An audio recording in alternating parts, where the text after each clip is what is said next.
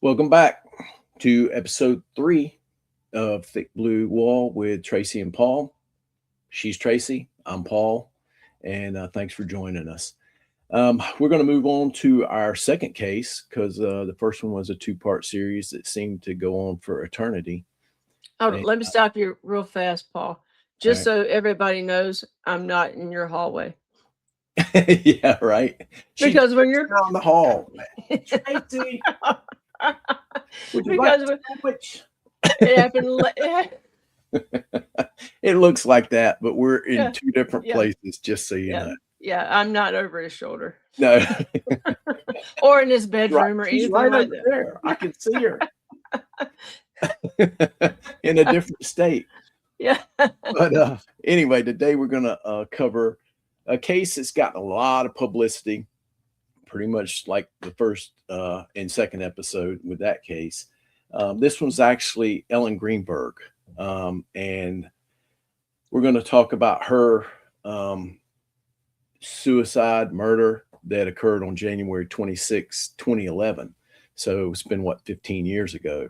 But there's just recently been a documentary that's been put out on Netflix or Hulu. I'm sorry, it was out on Hulu about this case. But just to give you a little background, Ellen was born in 1983 in New York City.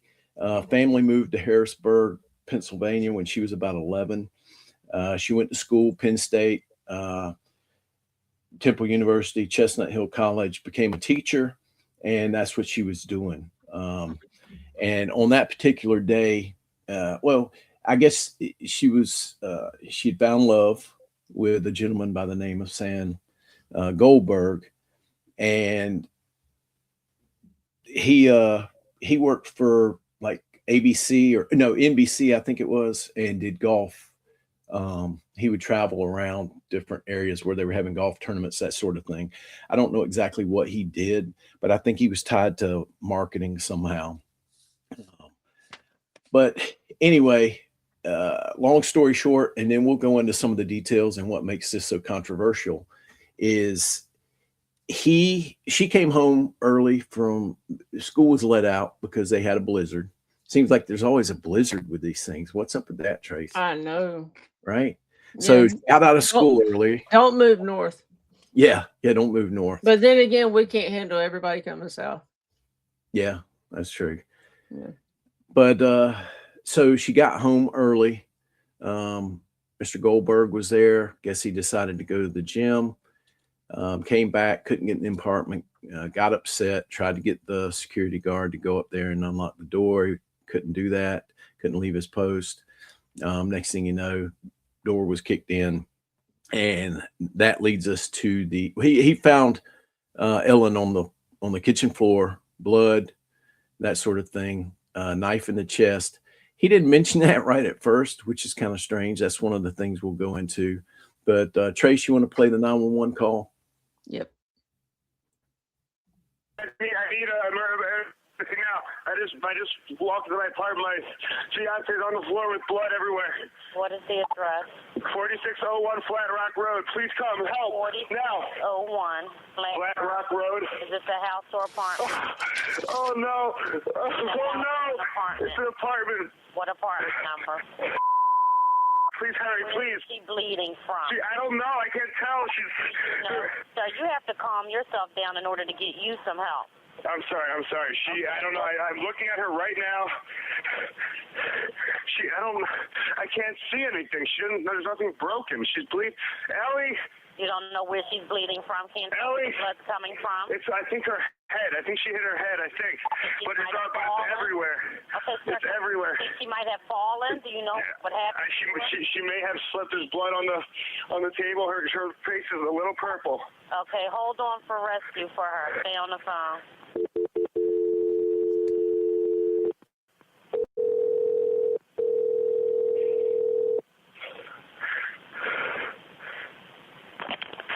Fire Department 842. What's the address? No, 4601 Flat Rock Road. Please hurry. 4601 Flat Rock? Yes. What's wrong? I went downstairs to go work out. I came back up. The door was latched. My fiance's inside. She wasn't answering. So after about a half hour, I decided to break it down. I see her now just on the floor with blood. Like she's not responding. Okay, is she breathing? Look at her chest. I need you to calm down, and I need you to look at her chest. It's really. I really don't think she is. Listen to me. Someone's on the way. Look at her chest. Is she flat on her back? She's on her back, so I bring her. Look at her chest and tell me if it's going up and down, up and down. I don't see her moving. Okay, do you know how to do CPR? I don't. Okay, I can tell you what to do, okay, until they get there. I want you to keep her flat Oh, on her. God. Hello? Yeah, hi, okay. Are you willing to do CPR with me over the phone until they get there? I have to, right? Okay, so get her flat on her back, bare her chest, okay? You want to rip her shirt off. Okay? Kneel down by her side. Oh, my God. Ellie, please. Listen, you can't freak out, sir, because Okay, I'm trying not to. Her shirt won't come off. It's a zipper. Oh, my God. She stabbed herself. Where? She fell on a knife. Oh, no. Her knife's sticking out. Her what? There's a knife sticking out of her heart. Oh, she stabbed herself? I guess so. I don't know where she fell on it. I don't know. Okay, well, don't touch it. Okay, so I just let her down. Here now. I mean, what do I do? No, I mean, you can't. If the knife is in her chest, it's going to be kind of hard for you to do CPR at this time. Oh, no. Oh, my goodness. Okay. Police, which operator? 277. Is someone coming here? Yes, they are. You said 4601 Flat Rock, right? Yes. Okay, someone's on the way. And the knife is still inside? Wait, so what? The knife is still inside of her? Yes, I didn't take it out.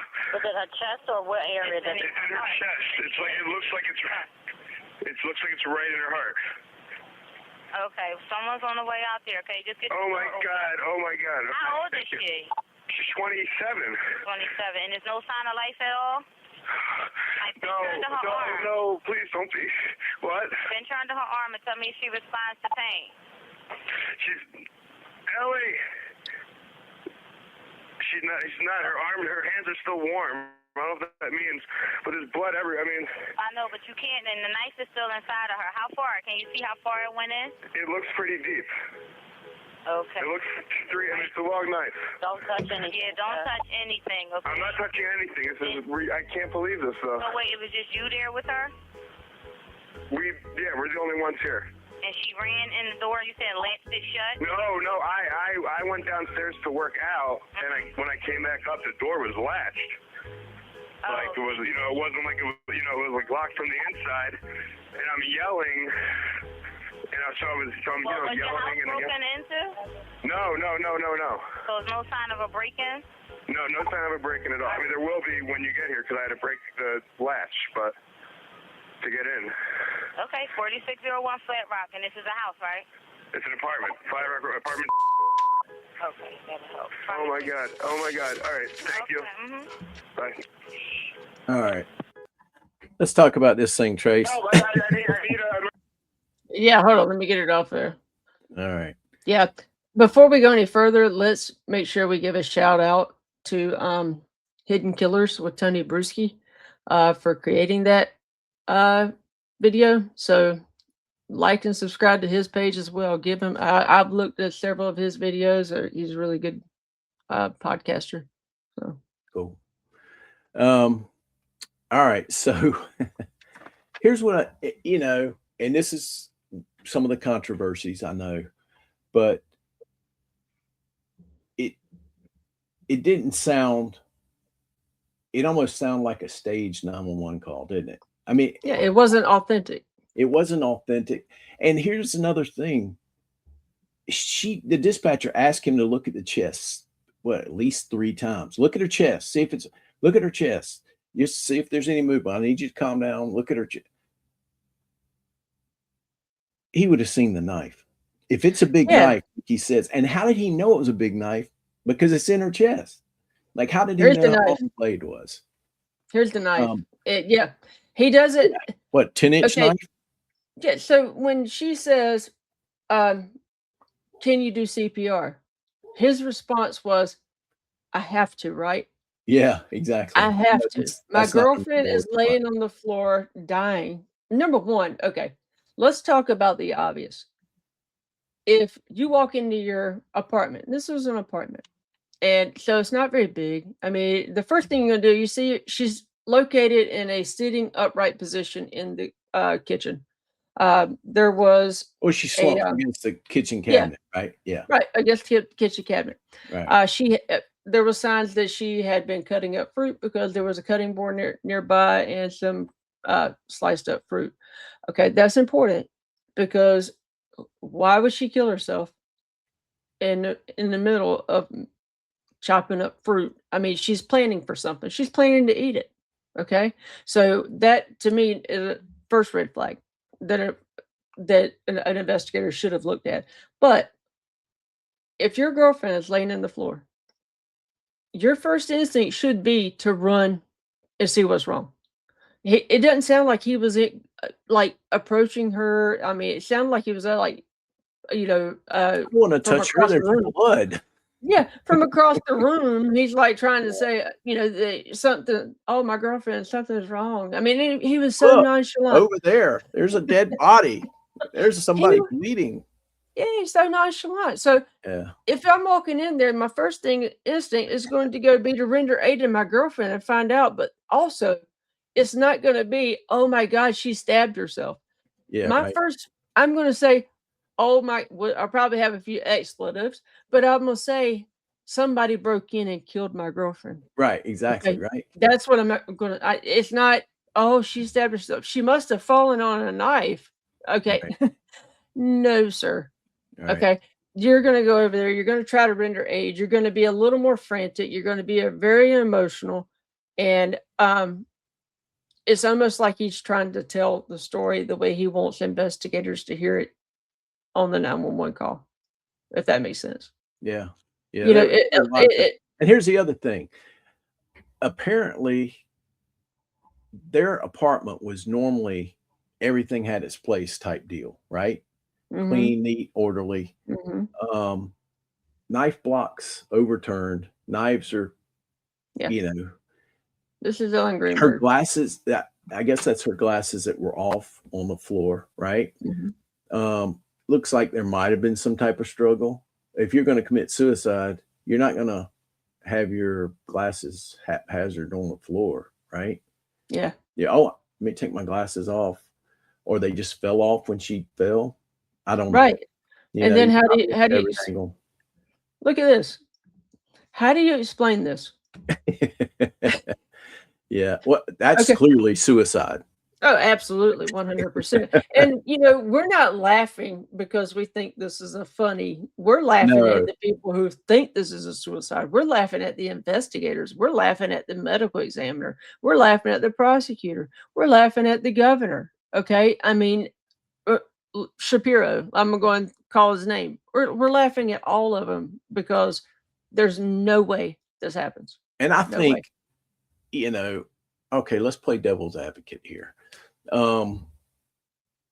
They have mentioned that sometimes people do cut themselves or harm themselves a couple times before they slit their wrist or they attempt to commit suicide.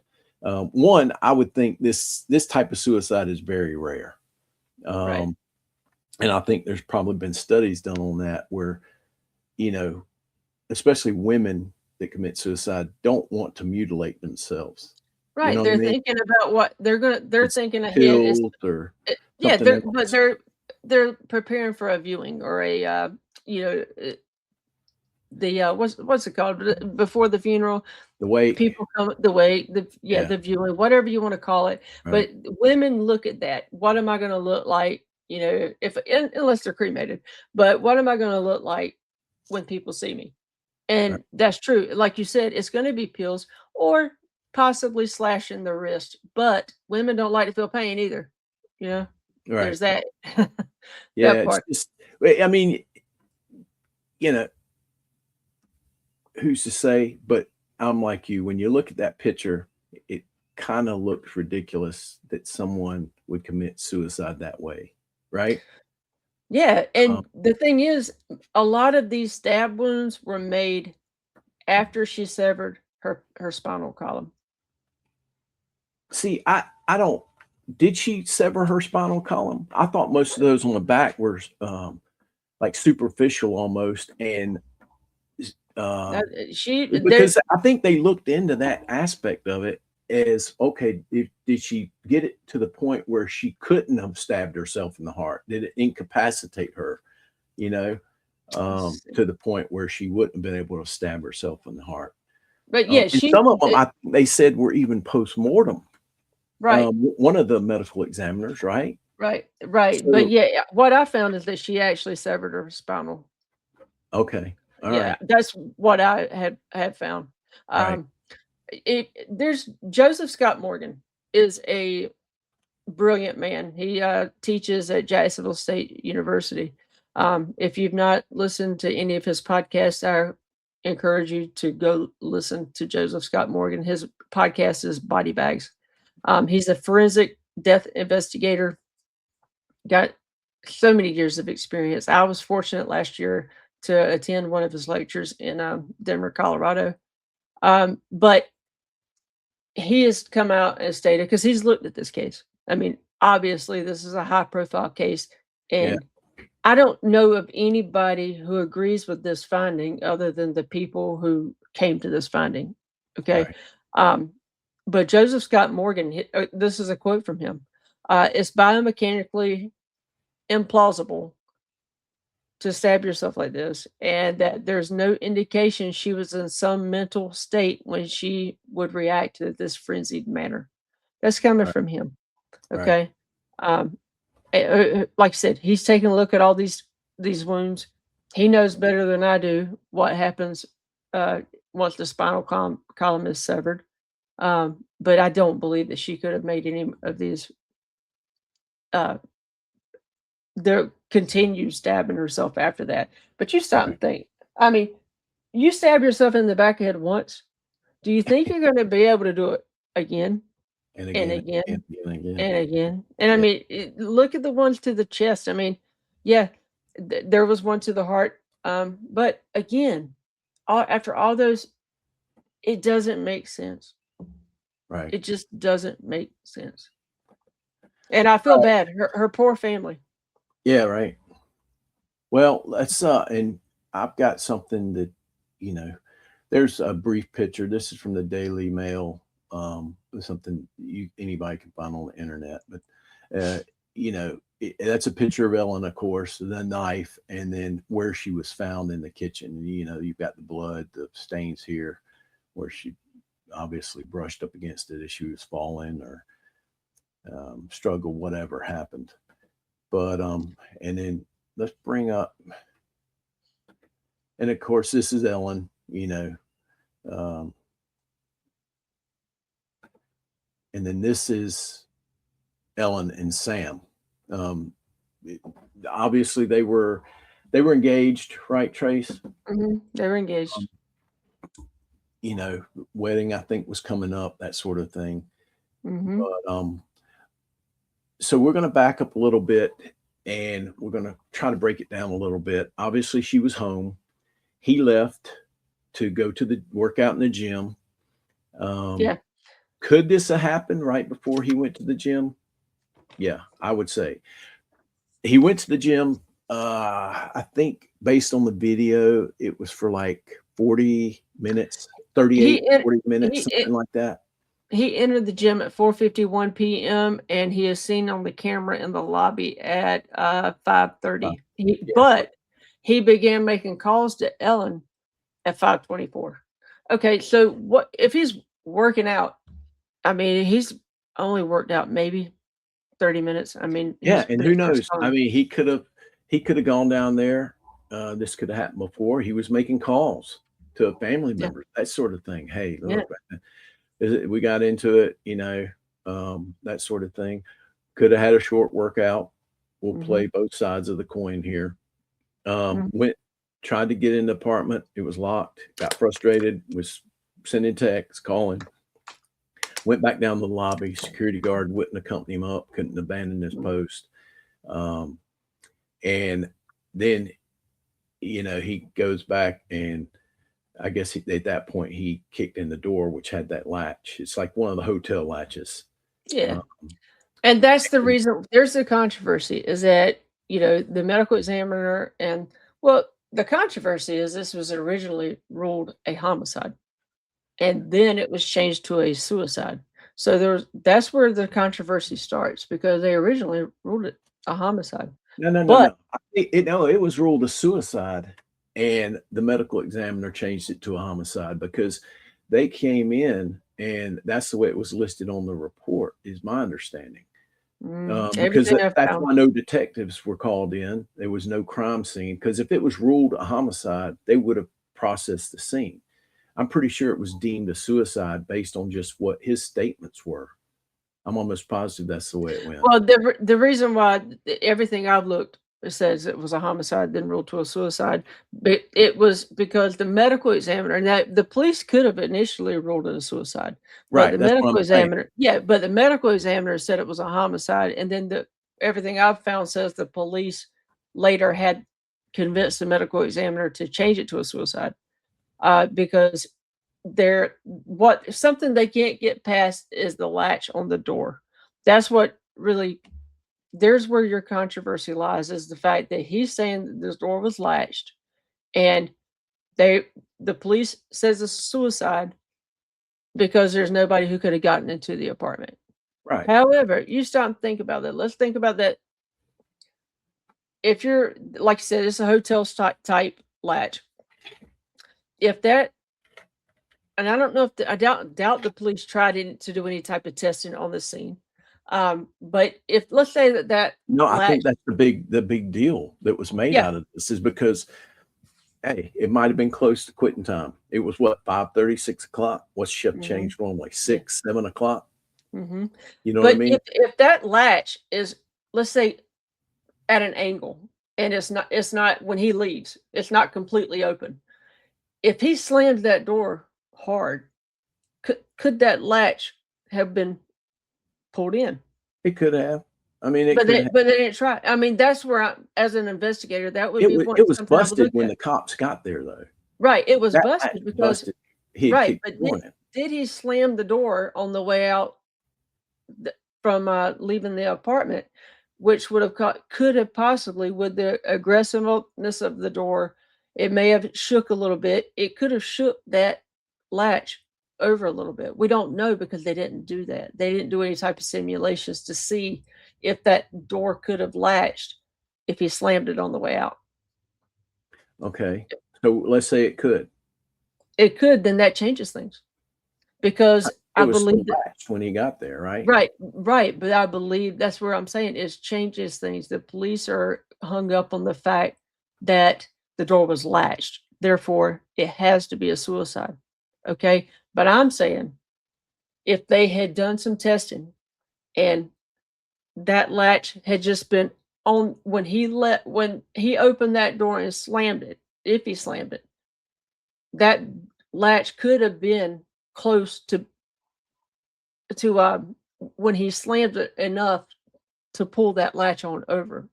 And I don't think you're not obviously understanding what I'm saying. No, but okay. I mean, but here's the thing. Yes, that's possible. Yeah. Are you saying it would have made a difference if it was impossible for that latch to close on it? Yeah. Well, what I'm saying is they didn't. I don't think there's any debate on the latch being locked. And what difference does it make how it got latched? Because if it's latched, then the police are on the right track with a suicide. Because there's nobody else who could have gotten into the apartment. Sam leaves. I doubt that. I don't know. Sam leaves. Okay, so Sam leaves to go to the gym. We don't know if they were arguing. We have no idea because they never pulled phone records that I could find. Yeah, no, I know. And that's another thing that comes into play is we don't know what transpired before he went to the gym. Did he go and work out? Was he sweaty, from like running on the treadmill for 30 minutes? Well, and I'll tell you some of the things I found on that. They should have processed that scene when they found out that she had a knife in her chest. I don't think the first thing to do, based on okay, she had gone to the doctor. She was taking medication for anti-anxiety. She'd been having issues at work. They went strictly on that. Could she have stabbed herself in the chest? Yeah, I guess it's possible. I've never personally seen that as a suicide. Most of the time it's pills, gun, No, it doesn't anything make sense. other than that. Yeah, it doesn't make You know, sense. slit wrist. Yeah, I've seen that. Right. Mhm. But stabbing yourself in the heart, and, you know, he didn't know how to do CPR, but he knew that knife was in her heart. Oh my God. You know? Oh my God. She's got a knife. It's in her heart. Oh my Yeah. God. Yeah. Okay. So I don't. anyway, he comes back up. Yeah, the apartment latch, broke the latch, comes in and Well, goes he to sent her. the He door, started knock on calling it. her. He started calling her at the Right, door. and texting her. Yeah. Right. He was mad because he couldn't get in.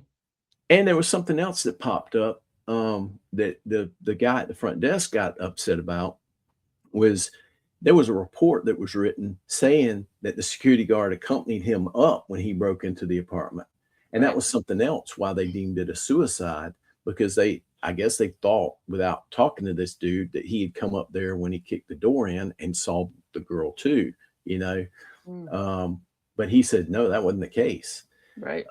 Then the next day, the uncle of Sam Goldberg, James Schwartzman, who's chairman of the Pennsylvania Judicial Conduct Board, which looks into the conduct of courts and judicial officials, comes up and gets access to the apartment to pick up some personal items, and he takes some of Ellen Greenberg's items. He sure which is really, really strange. And it was electronic devices where it would have had records of phone calls, would have had things that were looked up. So that was another thing. The evidence was tainted. They also had the apartment professionally cleaned by crime scene cleanup people. So it was, you know, sanitized, spotless, that sort of thing. So there was no going back and processing the scene. So, you know, again, I think, and we don't want to like beat a dead horse, but another case where there should have been a lot more done when first responders, police got on that scene. They should have notified the detectives. That scene should have been locked down. It should have been processed, that sort of thing, before they just wrote it off as a suicide. And that's what created all these issues. And then you have the medical examiner that does the autopsy. And that's when we get into, it's changed to a homicide from a suicide. Keeps flip-flopping.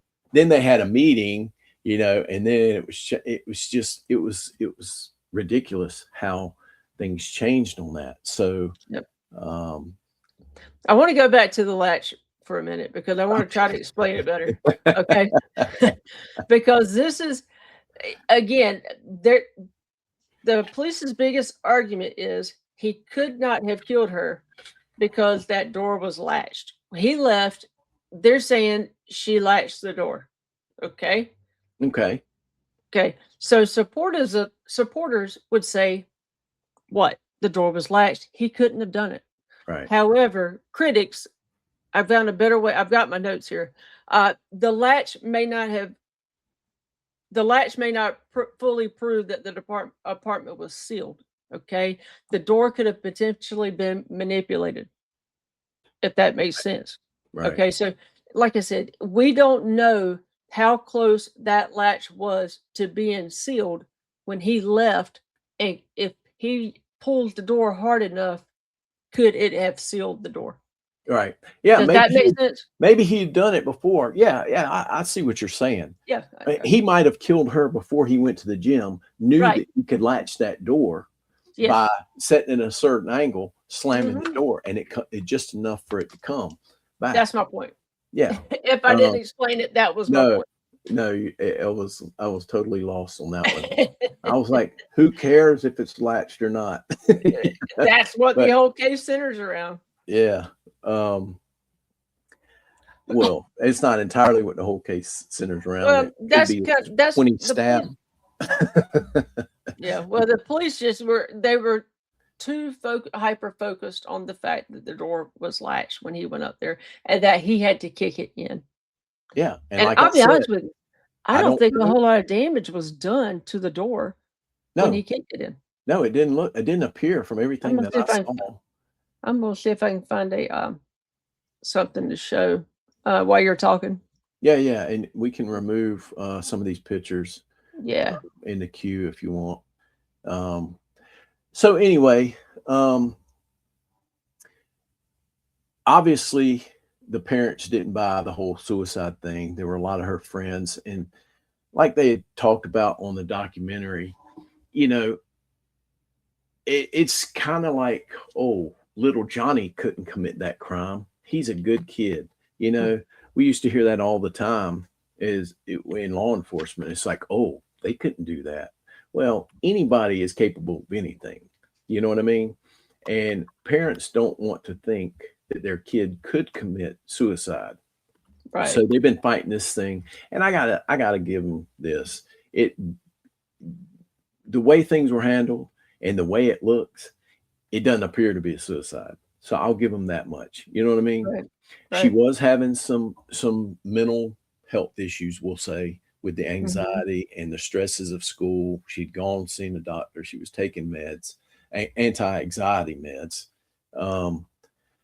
But here's her mom and dad, and they've been putting up one heck of a fight. You know, they obviously love their little girl, and Yeah.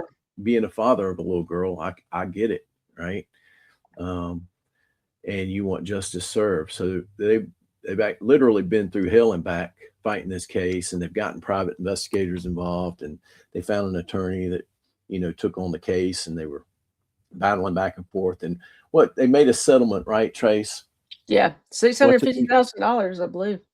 Okay, 650,000, and there was Yeah. also an agreement for them to reopen the case or mark as Mhm. undetermined or something like that, right? Yeah, so there was a 2025 settlement where the family agreed to drop lawsuits in exchange for a $650,000 settlement, an independent review of the autopsy by the medical Right. examiner's office, and then in 25 to 26, the medical examiner reviewed the case again.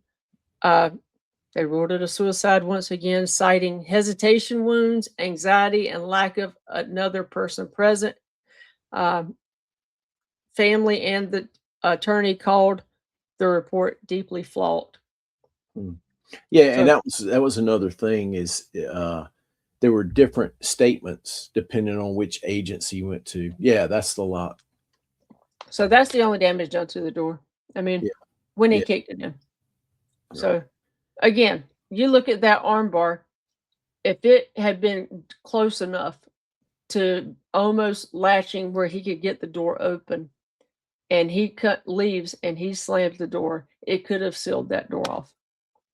Yeah. And you know what? If I'm an investigator, you know, Yeah, I'm you gonna wanna do find that. out if you can do that. Yeah, Yeah, I'm gonna hey, find out if I can do that. and it could be as simple as going to other apartments. And here's something they should have done anyway is, "Hey, did you hear any arguing?" Knock on doors Absolutely. around there. But Absolutely. how easy would it be while you're asking them that, "Hey, you ever locked yourself out of your apartment with the, arm bolt or the arm lock?" Yeah. Knock on some doors around. Yeah. I "Yeah, don't I've know done how that thick the before," walls are. you know? Yeah. I Uh, don't know how thick the walls are around the apartment complex. But right, again, did they go from person to person saying, "Did you hear anything happen in this apartment? Did you, right, have like you said, have you ever locked yourself out if you slammed the door? Did right, the armbar latch?" right. Whatever the case may be. Yeah, there was just a lot of things. Something else too is,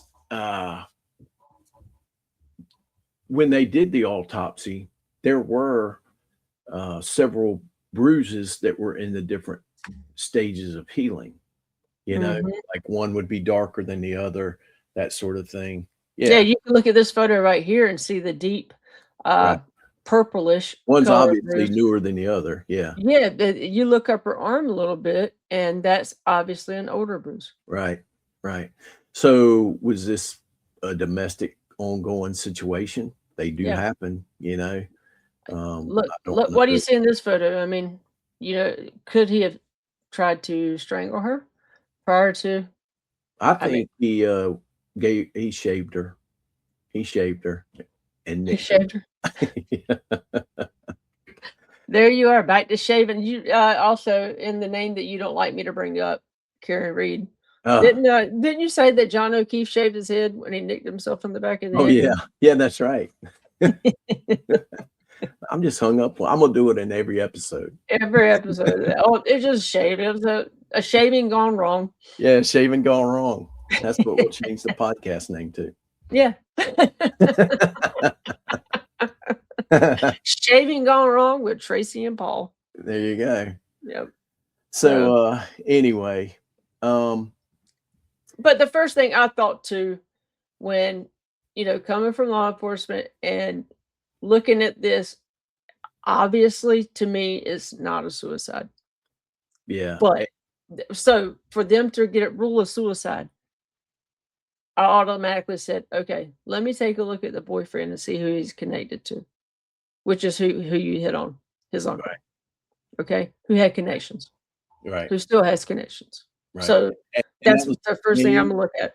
That was a same situation with this, the last two podcasts we did. There were people were connected. Well, everybody's a suspect until you rule them out. Okay, Right. so right.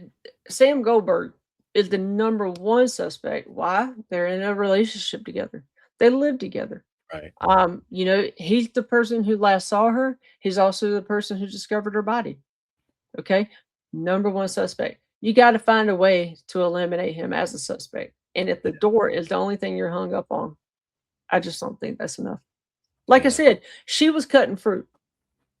Why? And what is the reason for a family member of his to come? I mean, he should have known better. I mean, he is the chairman of the Pennsylvania Judicial Conduct Board. He probably knows how this is supposed to work. And he goes in there and under it's a suicide. Let me get some things, and in particular, some of her things. Who does that? You know what I mean? Well, yeah, her parents are going to take care of her things. They're the ones going to go get her computer and her, which is like, again, I said it earlier. They never did an extraction that I could find to see where they arguing. He said he sent numerous texts to her to try to get into the apartment. Nothing's ever been released on what the text messages said. Yeah. It was ruled, and I'm looking it up. The case was first ruled a homicide. Maybe she didn't answer because she was shaving her head. She was dead already. Yeah, she was shaving her head. She was dead already. You know? And which, it's very common for if we're only speculating. We don't want to come out and just say, "Oh, the boyfriend did it," but right, yeah. In our opinion, you got to play devil's advocate on this. You got to look because he wasn't charged. He was never charged. Okay, but you got to rule him out, like I said. But it was ruled a homicide by the Philadelphia Medical Examiner's Office, and then later they had discussions with the Philadelphia Police Department. The ruling was changed to a suicide. Right, but it was suicide on the initial report, and there was no crime scene processing, and that was the major flaw in this whole situation. I think, if they'd have gone through the motions, they'd have treated it as a homicide. They would have gone through and processed the scene, looked at everything. Obviously, they would have found his DNA, her DNA in there. I don't think they would have found anyone else's unless somebody had been there recently. But they could have looked at the electronic devices. They could have looked at the laptop. Did anybody look up, hey, how to dispose, but how to make it look like a suicide, whatever, people go and look up stuff like that. Did they look at his phone? No. So they were just, they just took his word for it. They took his word. And when you've got a situation like that, short of there being a suicide note in her handwriting, with a shotgun there at the base and her or hand empty pill containers. or Yeah, empty pill, yeah, so anything yeah, like that, you you're know. looking at all that stuff. But So again, I still go back. People don't make plans if they're planning on committing suicide. And if she's cutting up fruit, she's planning on eating it. Or why cut up fruit? So she was making a plan to eat it. yeah, I mean, again, the hang up is that latch on that door. That's the only thing that everything I'm looking up is the door latch. But like you all said, it right, was never treated like it was never treated like a crime scene. yeah, She's stubborn. Let's see. Ellen suffered 20 stab wounds, including several wounds to the chest, mm-hmm. 10 wounds to the back of the neck and upper spine. Right, which I mean, we pulled up that, Mm-hmm. you know, this picture here Mm-hmm. pretty much shows, and then obviously the one that was, you know, where it was left in her when he found her. You tell me, explain it to me. Somebody come forward and explain it to me, because everything I'm looking, like I said, Joe Scott Morgan, very good death investigator, forensics death investigator. Explain it to me how someone stabs himself in the back of the head 10 times, and that gash on her head. I mean, I don't even know what that would be from, but explain it to me how she stabs herself in the back of the head. Well, I mean, the gash could have been her falling, hitting the edge of the counter. Most likely, she fell to the floor, whatever. as she was stabbing herself in the back of the head. And then when she got in the seated position, did she start that she starts just going away and slicing herself up in her chest? No, Yeah, I don't buy it. It doesn't make sense. And I'd like to see them open this case up. And I don't think they ever will. no. Well, here's the thing, and you and I talked about this off camera, is this is a nightmare for a district attorney's office. They're not going to touch this Yeah. with a 10-foot pole because they know the scene wasn't processed properly. They know that the evidence is tainted. There's no way in heck they could get a conviction even if they charge somebody. No way. Mm-mm. No way. No. Not even with the worst defense attorney are they going to get convicted. You know what I mean? Yeah. So I mean, I think that's why they just decided, hey, let's just settle this thing and we'll let them do the independent and then just close it. yeah, something else I want to bring that I had looked into. The building camera shows him in gym shorts, and the first responders said he was in sweatpants when they arrived, or sweats. That was the word that was used.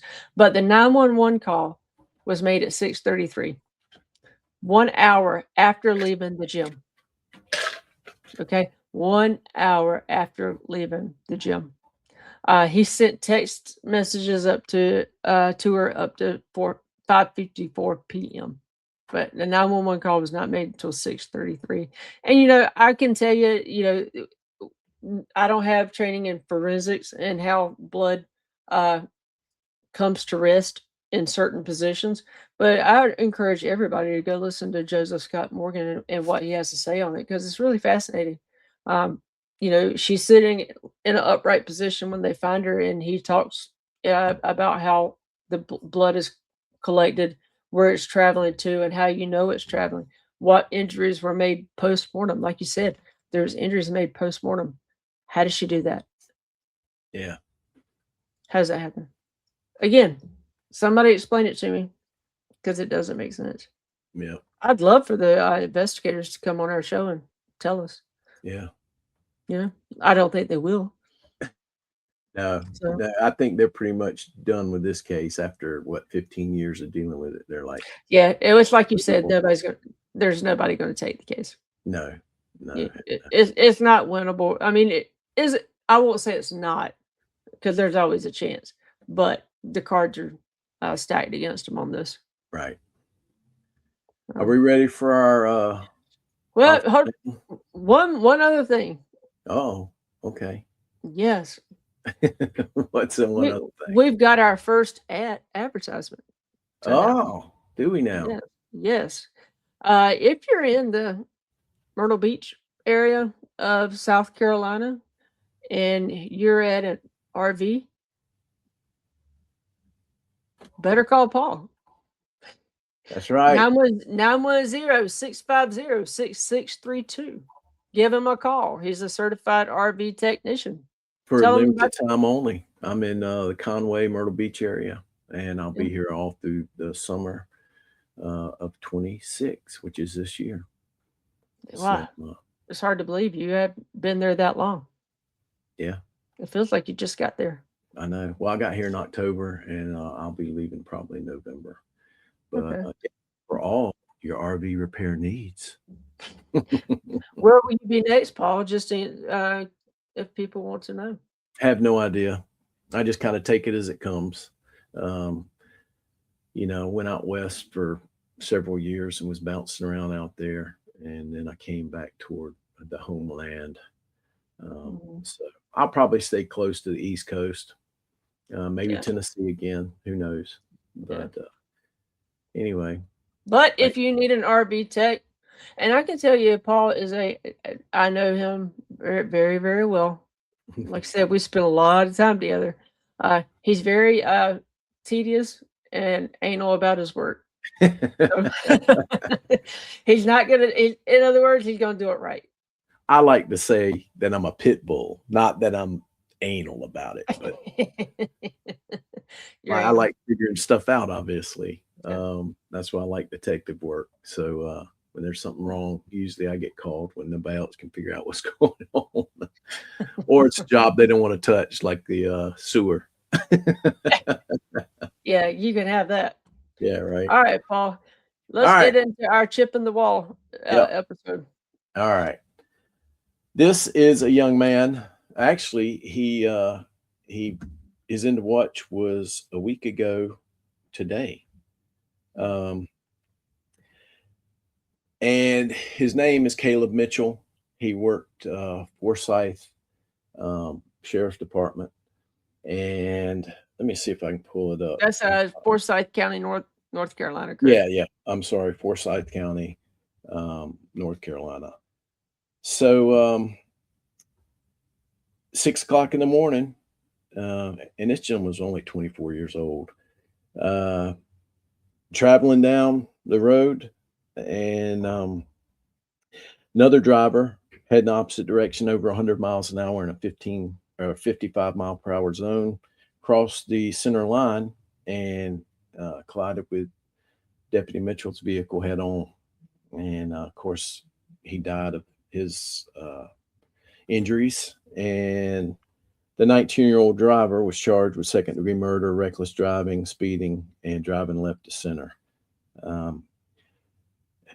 The reason I know of this gentleman, well, I've seen it on Facebook and I saw it on the news, but I've got a good buddy that works up there at King PD, and I saw where this gentleman had worked at King PD. So I called him up and I said, "Hey, man, did you work with this guy?" He's like, "Man, he's such a great kid." Worked, I think, a year and a half up there at King. And his brother actually, he moved down to Forsyth County. And I think his brother's actually also serves with the Forsyth County Sheriff's Department.